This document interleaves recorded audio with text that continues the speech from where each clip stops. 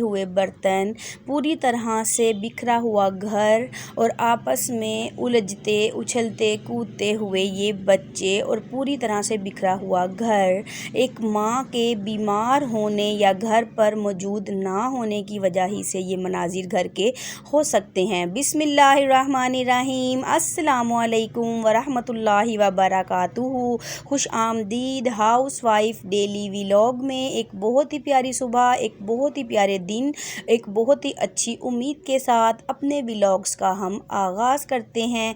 आज का व्लॉग माँओं के नाम, वो माएँ जिनके बिना बच्चे अधूरे और बच्चों के बिना माँ अधूरी होती है। अगर बच्चे सो रहे हों, बच्चे बहुत छोटे हों, तो माँ दबे पाँव पूरे घर का काम निपटा लेती है कि बच्चों की नींद बिल्कुल भी ख़राब नहीं होनी चाहिए। बिना किसी आवाज़ किए दबे पाँव चुपके एक माँ पूरा किचन, पूरा घर अच्छे तरीके से साफ़ कर देती है, सिर्फ़ और सिर्फ इसी जल्दी में कि बच्चे की नींद ख़राब ना हो। और वही माँ जल्दी घर के काम निपटाने के बाद, बच्चों को नहला धुलाकर साफ़ सुथरा करने के बाद ख़्याल आता है कि इतनी ज़्यादा सर्दी है, छोटे छोटे बच्चों को नहलाया गया है, लेकिन बच्चे एक जगह पर कभी भी ठहरते नहीं। उछलना कूदना खेलना ये बच्चों की फ़ितरत है और ज़िंदगी का हुस्न है। जब तक बच्चे उछलेंगे नहीं, कूदेंगे नहीं, शरारत नहीं करेंगे तो उनको बच्चा कौन कहेगा।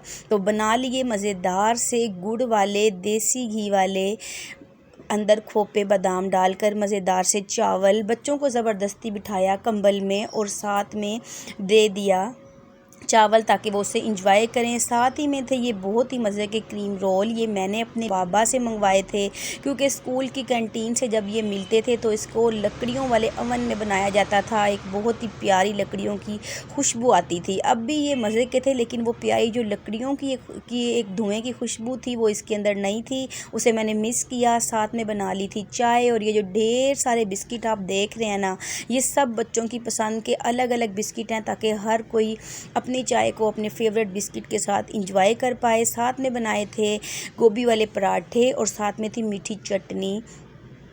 मीठी चटनी की रेसिपी मैं जल्दी आपके साथ शेयर करूंगी। और घर को साफ़ किया जाता है 3 बार।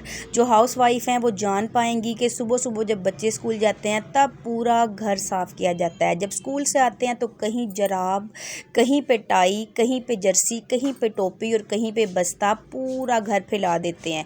फिर ट्यूशन रुखसत किया जाता है बच्चों को, खाना खिला के साफ़ सुथरा करके फिर दूसरी बार पूरा घर साफ़ किया जाता है। फिर ट्यूशन से आने के बाद फिर पूरा घर फैला देते हैं। फिर सपारा पढ़ने, जब कुरान पाक पढ़ने जाते हैं उनको भेज के तीसरी बार फिर घर साफ़ किया जाता है। तो यही एक पावर है एक माँ के अंदर, एक हाउस वाइफ के अंदर, कि माँ के बिना घर अधूरा, माँ के बिना बच्चे बेचारे, कि माँ नहीं होगी तो उनको कौन संभालेगा, कौन उनकी फैलाई हुई चीज़ों को उनकी जगह पर पहुँचाएगा।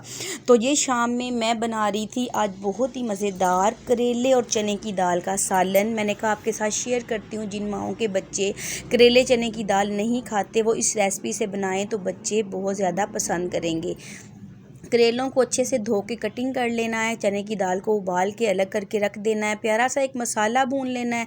मसाला भून लेने के बाद उसके अंदर शामिल करेंगे चने की दाल। याद रखिएगा चने की दाल में पानी हरगिज़ नहीं होना चाहिए, खुश्क होनी चाहिए, इसका पानी आपने पहले ही अलग कर देना है। अच्छे से इसको मसाले के अंदर मिक्स करेंगे, साथ ही में डाल देंगे फ्राई किए हुए करेलों को भी अच्छी तरह से मिक्स कर लेंगे। फिर हम इसको गार्निश करेंगे हरा धनिया, गरम मसाला और साथ में खुश्क ज़ीरा डालकर अच्छी तरह से इसको मिक्स कर लें। इस तरीके से जो करेले हैं वो बिल्कुल भी कड़वे नहीं बनते। नमक, मिर्च और हल्दी जो आप अपनी मर्ज़ी से कम या ज़्यादा कर सकते हैं, जितना कि आप पसंद करते हैं इस तरह से आप बनाएं। ये बहुत ही ज़्यादा सेहत के लिए मुफीद हैं। साथ में आप रायता बना लें दही का या पुदीने की चटनी बना लें तो यकीनन ये बच्चों को बहुत ज़्यादा पसंद आने वाले हैं।